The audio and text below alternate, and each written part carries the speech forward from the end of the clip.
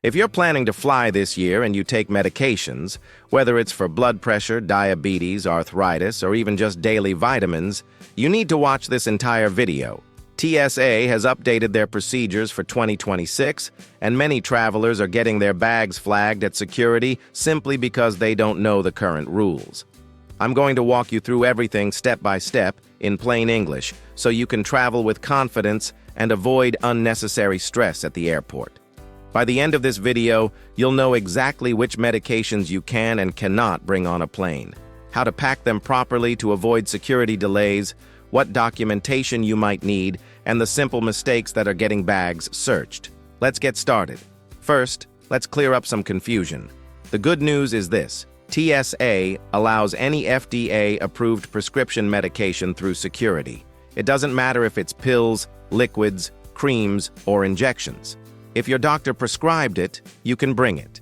This includes common medications like blood pressure medications like lisinopril or metoprolol, diabetes medications including insulin and Ozempic, heart medications like warfarin or aspirin, thyroid medications like levothyroxine, pain medications like prescription-strength ibuprofen, and any other prescription your doctor has given you. Now here's something important that many travelers don't realize. Liquid prescription medications are not limited by the usual TSA liquid rules. Let me explain what that means. You've probably heard about the 3-1-1 rule for liquids. Here's what it means in simple terms. Liquids must be in containers of 3.4 ounces or smaller. All containers must fit in one clear quart-sized plastic bag, and you're allowed one bag per passenger. This rule applies to regular items like shampoo and conditioner, toothpaste, bottled water, face creams and lotions, and food items like soup or yogurt. But here's the important part. Your prescription liquid medications are completely exempt from this 3-1-1 rule. This means if you use insulin for diabetes, Ozempic or other injectable medications, prescription cough syrup, liquid antibiotics, or prescription creams for skin conditions like eczema or psoriasis, you can bring as much as you need for your trip. There is no quantity limit. You can also bring ice packs or gel packs to keep your temperature-sensitive medications cold. These are allowed even if they're partially melted or slushy. What about medications you don't need a prescription for? Good news here too. Solid medications, pills and tablets, have no limits. You can pack as much Tylenol, aspirin, Advil, or any other over-the-counter pill as you need. Many common liquid medications are also exempt from the 3-1-1 rule. This includes contact lens saline solution, cold and cough syrups like Dayquil or NyQuil, liquid pain relievers, and medically necessary creams and gels like hydrocortisone cream for itching, Neosporin antibiotic ointment, pain relief gels like Icy Hot or Bengay, and healing ointments like Aquaphor. Important change for 2026. Hand sanitizer is no longer exempt. It must be 3.4 ounces or smaller and placed in your liquids bag. During COVID, they made an exception for larger bottles. That exception has ended. If you use medical devices, here's what you need to know. Allowed devices include CPAP or BiPAP machines for sleep apnea, insulin pumps and glucose monitors, nebulizers for asthma or breathing treatments, and syringes. But only when you have the injectable medication with you. All of these can go through security with you. Now here's where many travelers get into serious trouble. Medical marijuana and CBD products containing more than 0.3% THC are not allowed on planes. Not in your carry-on, not in checked luggage. Even if you have a valid prescription, even if it's legal in your state, even if it's for a legitimate medical condition. Why? Because air travel is under federal law, and these products are still federally illegal. TSA agents will confiscate them, and you could face legal consequences.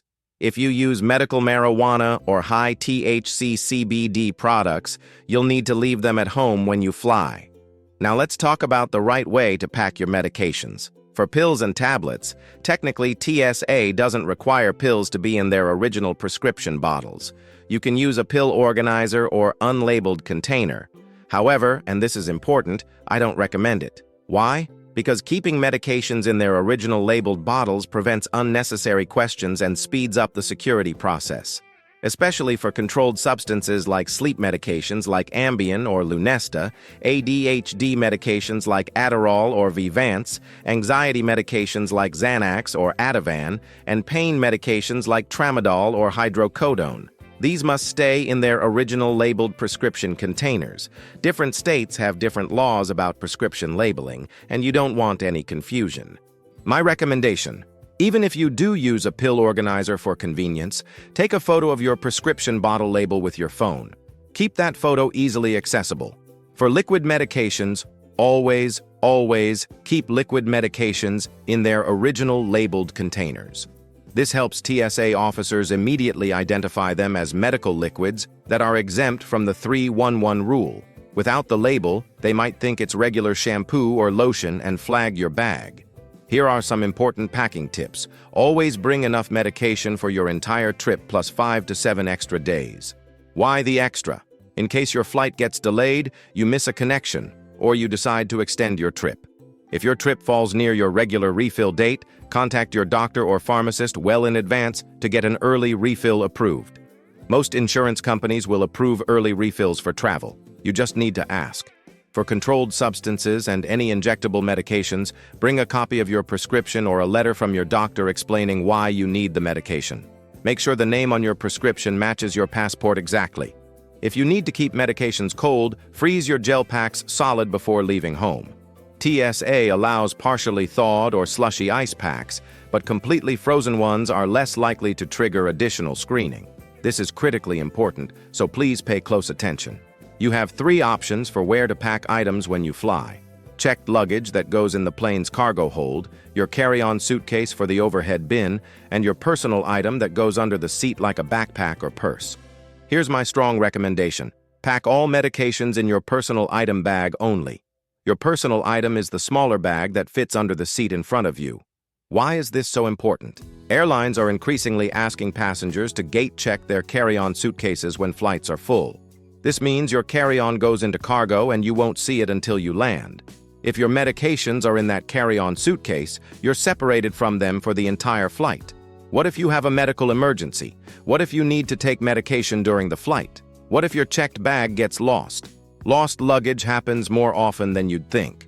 Airlines lose or delay about 7 bags per 1,000 passengers. Your personal item stays with you the entire flight. It never leaves your sight. That's where all medications should go. Here's how to organize everything for easy security screening.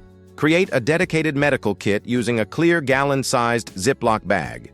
In this bag, include all prescription medications in original bottles, over-the-counter medications you might need, any medical devices or supplies, ice packs if needed, and copies of prescriptions or doctor's notes. Keep this medical kit separate from your regular toiletries, 311 liquids bag. Why use a clear bag? TSA agents can see what's inside without having to open it and dig through everything. This speeds up the screening process significantly. For temperature-sensitive medications, if you take insulin, Ozempic, certain biologics, or other medications that need to stay cold, invest in a small insulated travel case. These are specifically designed for medical travel and will keep your medications at the right temperature for hours. When you arrive at the airport security checkpoint, here's exactly what to do. First, plan to arrive at the airport earlier than you normally would, especially if this is your first time traveling with medications. Security can take longer, and you don't want to feel rushed or stressed.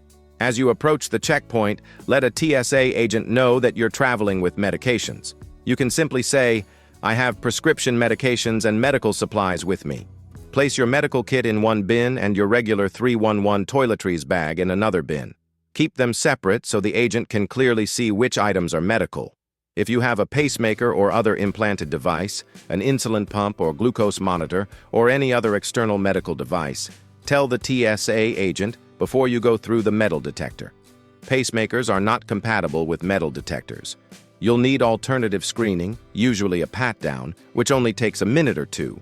Insulin pumps and similar devices can usually go through screening, but you may be asked to verify their location. Be patient and cooperative. TSA agents are doing their job to keep everyone safe. If they need to inspect your medications more closely, stay calm and answer their questions. Having everything properly labeled and organized will make this process much faster. Remember, you're not doing anything wrong. Millions of people travel with medications every day. TSA provides several free resources that can make your travel much easier. The My TSA app is a free smartphone app that's incredibly helpful. Download it before your trip. The Can I Bring feature lets you search for any medication or medical device and instantly see if it's allowed. You can even save frequently searched items to your favorites list. You can contact TSA representatives directly through Ask TSA on social media like Twitter or Facebook Messenger or by phone. Ask specific questions about your medications, and you'll typically get a response within minutes during business hours. The number is 1-866-2899-673. TSA Cares is the most valuable resource for seniors. It's a dedicated helpline specifically designed to assist travelers with medical conditions, disabilities, or anyone who needs extra help. Call them at 1-85-5787-2227 or email TSA-Contact Center at tsa.dhs.gov at least 72 hours before your flight. They will arrange for a passenger support specialist to meet you at the security checkpoint and personally guide you through the entire screening process. You don't need a diagnosed medical condition to use this service. If you're a nervous traveler, if this is your first time flying with medications, or if you just want some extra assistance, that's a completely valid reason to call. Many travelers over 60 have used TSA Cares and reported overwhelmingly positive experiences. The service is completely free. TSA just doesn't advertise it very well. My recommendation, if you have any concerns at all about traveling with medications, call TSA Cares. They're there to help you. If you're traveling outside the United States, this next part is absolutely critical. Just because TSA allows your medication doesn't mean your destination country will. Medication rules vary dramatically from country to country, and some common U.S. medications are actually illegal in other countries. Real examples: in Japan and Mexico, Sudafed containing pseudoephedrine is illegal. You can be detained for bringing it. In the Middle East and many Asian countries, ADHD medications like Adderall and Ritalin are banned completely. In Singapore, sleep medications like Ambien are strictly controlled and require special permits. In the United Arab Emirates, including Dubai, many common pain medications and anxiety medications are prohibited. What you must do: before booking your trip, research every country you'll be visiting or connecting through. Visit the U.S. Embassy website for each country and look for their medication import rules. Common rules include most countries limiting you to a 30-day supply of controlled medications, some allowing up to 90 days for regular prescription medications, and many requiring a doctor's letter in the local language. Take these rules seriously. People have been detained, fined, and even jailed for bringing medications that were illegal in their destination country. Don't assume they won't check. The one time you pack it is the one time they will check. For international travel, always get a letter from your doctor listing all medications and explaining why you need them. Have this letter translated into the local language of your destination. Google Translate can help. Carry copies of all prescriptions and keep everything in original labeled containers. Here are some advanced tips for smooth travel. Create a medication list that includes both the brand name and generic name of each medication. Some countries only recognize generic names, dosage amounts, your prescribing doctor's name and contact information, and your pharmacy's contact information. Keep one printed copy in your medication kit and a digital copy on your phone. Ask your pharmacist for travel-sized bottles. Instead of carrying a large 90-day supply bottle, ask your pharmacist to provide smaller bottles with the same prescription label. This makes packing easier and looks less suspicious to customs officials. Many pharmacies will do this for free if you explain you're traveling. For international travel, use Google Translate to translate your medication list into the local language. This helps if you need to explain your medications to foreign customs officials, get medical care abroad, or find a pharmacy in an emergency. Bookmark the TSA website at www.tsa.gov/travel/security-screening/what can I bring and check it before every trip, as rules occasionally change. Before you fly, do a quick Google search for your airline name plus medication policy plus 2026. Occasionally, airlines make changes that could affect how you pack. Let's recap the most important points. Prescription medications are allowed, both solid and liquid. Liquid prescriptions are exempt from the 3-1-1 rule.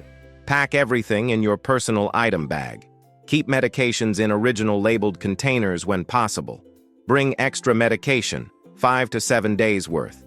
Use TSA Cares if you need assistance at 1-855-787-2227. And research international rules before traveling abroad. Traveling with medications in 2026 does not have to be stressful. You now know exactly what the rules are and how to pack properly. Millions of travelers over 60 fly with medications every single day without any problems. The key is simply being prepared and organized. Don't forget to download the free medication packing checklist. This checklist includes everything we covered in this video in an easy-to-print format. You can refer to it every time you pack for a trip. And remember, if you have any concerns or questions, call TSA Cares at 1-855-787-2227 at least 3 days before your flight. They're specifically there to help travelers like you, and the service is completely free.